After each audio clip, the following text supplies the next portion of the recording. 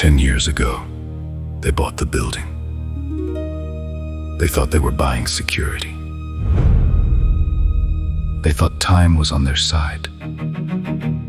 It wasn't. There was a moment when they could have sold. Rates were low, money was cheap. The market was still listening. They waited. Then the bills started climbing. Taxes went up.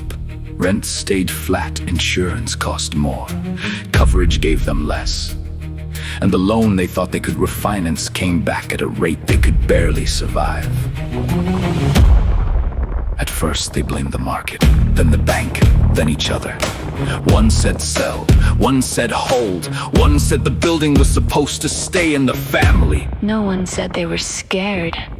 The old loan is coming due. The new payment is too high. The income is not enough.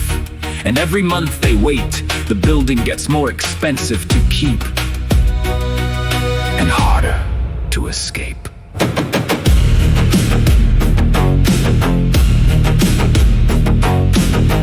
They spent 10 years protecting the building. Now the building may destroy them. One asset, one family, no easy exit. The rate changed. So did everyone. Welcome to REFINANCE, your trusted partner in maximizing the value of your property. LA #1 providers.